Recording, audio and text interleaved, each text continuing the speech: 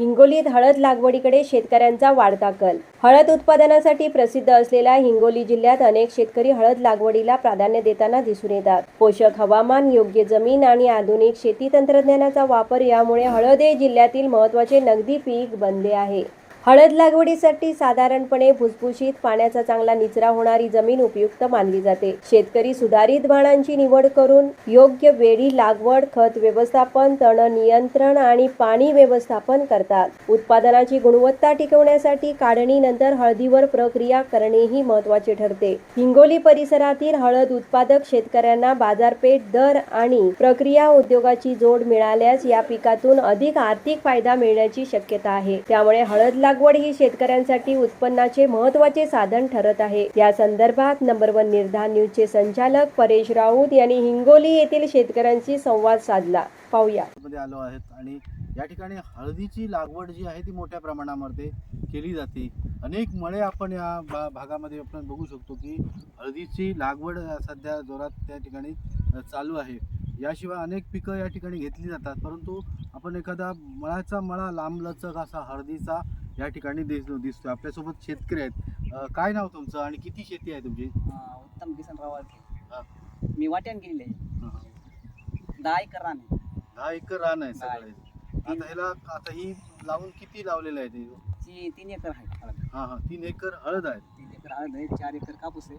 कापूस आणि 2-2.5 acre soybean. Soybean हे कापूस, हळद आणि अशा प्रकारे हे घेतात. आता हे जे रोप तुम्ही लावलेलं आहे त्याला किती दिवसांनी हे होईल म्हणजे हे करणार म्हणजे काढायला काढायला 8-9 महिने लागतात. 8-9 महिने लागतात. 10 महिने. तोपर्यंत याच्यावरती खत हे खत, करणं.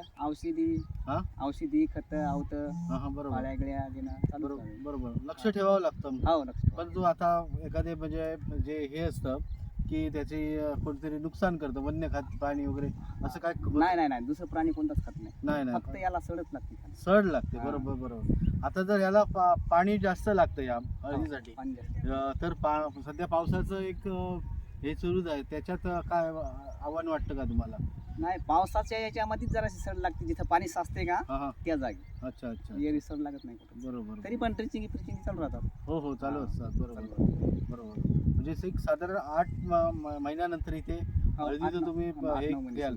आता ह्या भागामध्ये अशीच सगळी लागवडी आहे? अशीच. या पूर्ण ह्या गावामध्ये लागवडी आहेत. हे कापूस, सोयाबीन आणि हळद अशा मोठ्या प्रमाणामध्ये लागले जातात.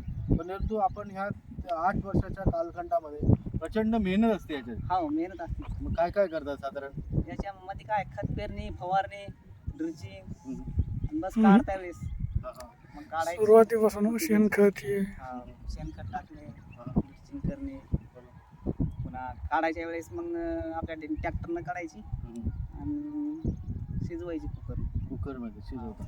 आणि मग नंतर प्रक्रिया त्याच्यावर करून ती नंतर मग वाळली की मग आपला ढोल घोळली की बस कटे शिवायची.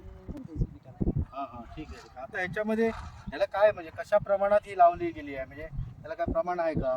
कारण आता ह्या 2 ह्याच्यामध्ये गॅप आहे किंवा ह्या हळदीमध्ये गॅप आहे, तो काय प्रमाण? बेडचं अंतर 4.5 आहे. मधातलं 1 फुटाचं आहे. 1 फुटाचं आहे. बरोबर. याचा आऊत वेगळंच असतं. बरोबर. आता ही जी आहे ना, याच्यापेक्षा ह्याच्यामध्ये किती हे होणार ते म्हणजे ते याच्यामध्ये याचं समजा हे आहे का, अर्धा किलो 1.5 किलोसाठी निघते एका ह्याला किलो 1.5 किलो हळद आपल्याला मिळते. बरोबर आहे. सुरुवातीला जमिनीची मशागत करावं लागते. जमिनीची मशागत म्हणजे की अगोदर शेणखत टाकायचं, नंतर नांगरटी करायची, नंतर रोटर करायचं, नंतर 4.5 फुटावर बेड पाडायचे. बेड पाडल्यानंतर मग पाऊस पडल्यानंतर की हळदीची लागवड करायची. बेडवर जे आपण ही ओळी बघत आहे ही 1 फुटाचं अंतर ठेवतो याच्यातलं, आणि याच्यातलं अंतर जास्त राहते. 4.5 फुटावर बेड आहे. लागवड करणं, त्याच्यानंतर मग अजून बरेच याला ड्रिचिंग करावं लागते. ज्याला रोग खाली समजा आपलं कंदकुचीचा रोग लागत असते, ते रोग लागल्यानंतर त्याला ड्रिचिंग करावं लागते. पाऊस पाणी चांगला असल्यावर आता सध्या याला 2 वर्ष झालं सध्या भाव बरा आहे हळदीला. आता सुरुवातीला हळदीला 2-3 वर्षाखाली तर काय परतड खायला गेली काय, 10-11 मजूर काढायलाच घेऊ लागले 15,000 रुपये एकर. सध्या होतो 8-10 महिने. तो खर्च निघून यातून फायदा होतो का म्हणजे? हा, खर्च निघून फायदा तर होणारच ना. मग तर ते आपल्या मेहनतीवर आहे ती. बरोबर. भावावर येतो. आपल्याला सुरुवातीला म्हणजे मेहनत चांगली घेतली, टायमाला ड्रिचिंग खत हे जर व्यवस्थित दिलं तर आपल्याला फायदा होऊ शकतो.